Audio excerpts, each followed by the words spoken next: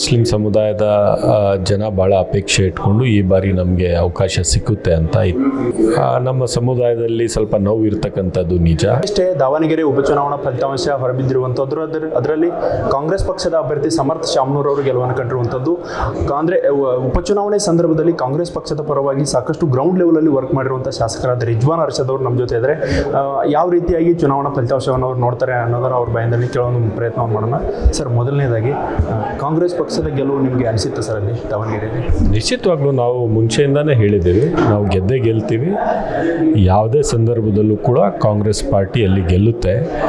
2 ಸೀಟಲ್ಲೂ ಗೆಲ್ತೀವಿ. ಯಾಕಂದರೆ ರಾಜ್ಯದ ಜನ ಇವತ್ತು ಕಾಂಗ್ರೆಸ್ ಪಕ್ಷದ ಸರ್ಕಾರಕ್ಕೆ ನಾವು ಮಾಡ್ತಾ ಇರ್ತಕ್ಕಂಥ ಅಭಿವೃದ್ಧಿಯ ಕೆಲಸ ಆಗಲಿ ಅಥವಾ ನಾವು ಜನರಿಗೆ ಸಹಾಯ ಮಾಡ್ತಕ್ಕಂಥ ಸ್ಕೀಮ್ಸ್ ಏನು ಮಾಡಿದ್ದೀವಿ, ಗ್ಯಾರಂಟಿ ಸ್ಕೀಮ್ಸ್ ಏನು ಮಾಡಿದ್ದೀವಿ, ಅದು ಎಲ್ಲವನ್ನು ನೋಡಿ ಅದ್ರ ಜೊತೆಗೆ ಈ ಸಮಾಜದ ಯಾವ ವರ್ಗಕ್ಕೆ ಧ್ವನಿ ಇಲ್ಲ ಆ ವರ್ಗವನ್ನು ಜೋಡಣೆ ಮಾಡ್ಕೊಂಡು ಹೋಗ್ತಾ ಇದ್ದೀವಲ್ಲ, ಇದೆಲ್ಲ ನಮ್ಮ ಪಕ್ಷಕ್ಕೆ ಆಶೀರ್ವಾದ ಆಗುತ್ತೆ ಅಂತ ಹೇಳಿದ್ವಿ ನಾವು ಮುಂಚೆ. ಸರ್, ಆರಂಭದಲ್ಲಿ ಟಿಕೆಟ್ ಹಂಚಿಕೆ ವಿಚಾರದಲ್ಲಿ ಗೊಂದಲ ಇತ್ತು ಸರ್ ಸಾಕಷ್ಟು. ಅದು ಎಷ್ಟು ಸರ್ ಚಾಲೆಂಜ್ ಆಗಿತ್ತು ಆ ರೀತಿಯಾದ ಎಲ್ಲ ಗೊಂದಲಗಳನ್ನ ನಿವಾರಣೆ ಮಾಡುವಲ್ಲಿ ಸರ್? ಮೊದಲು ನಿಶ್ಚಿತವಾಗ್ಲೂ ಚಾಲೆಂಜ್ ಆಗಿತ್ತು. ಯಾಕಂದರೆ ಮುಸ್ಲಿಂ ಸಮುದಾಯದ ಜನ ಭಾಳ ಅಪೇಕ್ಷೆ ಇಟ್ಕೊಂಡು ಈ ಬಾರಿ ನಮಗೆ ಅವಕಾಶ ಸಿಕ್ಕುತ್ತೆ ಅಂತ ಇದ್ದರು. ಕಾರಣಾಂತರದಿಂದ ಅದು ಆಗದೇ ಇರುವ ಸಂದರ್ಭದಲ್ಲಿ ನಮ್ಮ ಸಮುದಾಯದಲ್ಲಿ ಸ್ವಲ್ಪ ನೋವು ಇರ್ತಕ್ಕಂಥದ್ದು ನಿಜ. ಆ ನೋವನ್ನು ಬಳಕೆ ಮಾಡಿಕೊಂಡು ಕೆಲವು ರಾಜಕಾರಣ ಕೂಡ ಮಾಡ್ಕೊಂಡಿದ್ರು. ಅದರಿಂದ ಸ್ವಲ್ಪ ಗೊಂದಲದ ವಾತಾವರಣ ಸೃಷ್ಟಿಯಾಗಿತ್ತು. ಅದನ್ನು ಸ್ವಲ್ಪ ನಿವಾರಣೆ ಮಾಡಿ ವಿಶ್ವಾಸಕ್ಕೆ ತಗೊಂಡು ಎಲ್ಲರನ್ನ ಎಲೆಕ್ಷನ್ ಮಾಡೋದಕ್ಕೆ ಒಂದು ರೀತಿಯ ಚಾಲೆಂಜ್ ಇದ್ದರೂ ಸಹ ನಾವು ಸಕ್ಸೀಡ್ ಆಗಿದ್ದೇವೆ.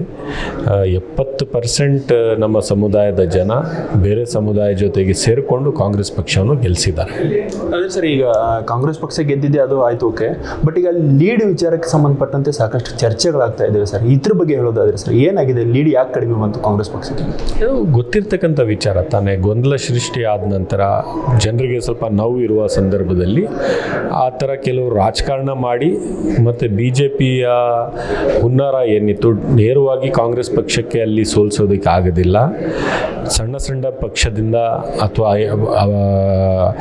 ಇಂಡಿಪೆಂಡೆಂಟ್ ಅಭ್ಯರ್ಥಿಗಳಿಂದ ವೋಟ್ ಡಿವೈಡ್ ಮಾಡಿಸಿದ್ರೆ ನಾವು ಗೆಲ್ಬೋದು ಅಂತ BJPಯ ಒಂದು ಹುನ್ನಾರ ಇತ್ತು. ಅದು ನಡೆಯೋದಕ್ಕೆ ಬಿಟ್ಟಿಲ್ಲ. ಸೊ ನೇರವಾಗಿ ಅಂತೂ ಕಾಂಗ್ರೆಸ್ಗೆ ಸೋಲ್ಸೋಕೆ ಆಗೋದಿಲ್ಲ BJPಯವ್ರಿಗೆ. ಈ ಥರ ಹುನ್ನಾರ ಮಾಡಿನೂ ಸೋಲಿಸ್ತೀವಿ ಅಂದರೆ ಅದೂ ಆಗೋದಿಲ್ಲ ಅಂತ ಹೇಳಕ್ಕೆ ಬಯಸ್ತೇನೆ. ದಾವಣಗೆರೆ ವಿಚಾರದ ಸರ್, BJP ಕೇಂದ್ರ ನಾಯಕರು ಸಹ ಸಾಕಷ್ಟು ಪ್ರಚಾರವನ್ನು ಮಾಡಿದರು. ವಿಜೇಂದ್ರ ಅವರು ಪ್ರಚಾರ ಮಾಡಿದ್ರು, ನಾವು ಗೆಲ್ತೀವಿ ಅನ್ನೋ ನಿರೀಕ್ಷೆ ಇಟ್ಕೊಂಡಿದ್ರು. ಬಟ್ ಅದನ್ನು ನಿರೀಕ್ಷೆಯನ್ನು ಹುಸಿ ಮಾಡುವಲ್ಲಿ ಕಾಂಗ್ರೆಸ್ ಎಷ್ಟೆಲ್ಲ ತಂತ್ರಗಾರಿಕೆ ಮಾಡಿದೆ ಸರ್?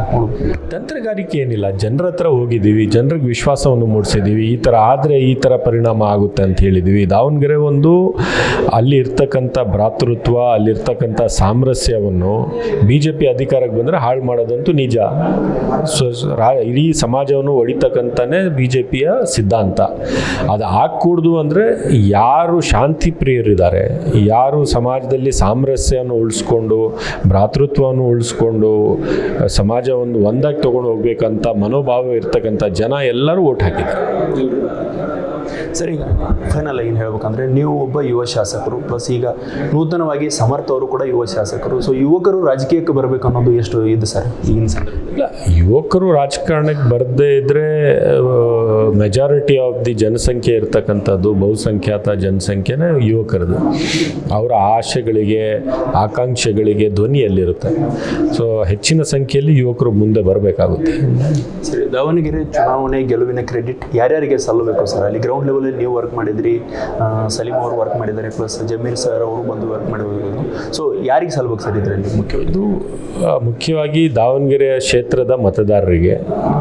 ಅವರು ನಮ್ಮನ್ನು ಆಶೀರ್ವಾದ ಮಾಡಿದ್ದಾರೆ, ನಮ್ಮ ಪಕ್ಷ ಮತ್ತು ಕಾಂಗ್ರೆಸ್ ಪಕ್ಷದ ಎಲ್ಲ ಕಾರ್ಯಕರ್ತರಿಗೆ. ಅವರು ಬಹಳ ಕಷ್ಟಪಟ್ಟು ಓಟನ್ನು ಹಾಕಿಸಿದ್ದಾರೆ ಅವ್ರಿಗೆ. ಮತ್ತು ನಮ್ಮ ಪಕ್ಷದ ಎಲ್ಲರ ಯಾರ್ಯಾರು ಬಂದು ಅಲ್ಲಿ ಮನಸಾರೆ ಕೆಲಸ ಮಾಡಿದ್ದಾರೆ ಅವ್ರಿಗೆಲ್ಲರಿಗೂ ಈ ಕ್ರೆಡಿಟ್ ಹೋಗಬೇಕು.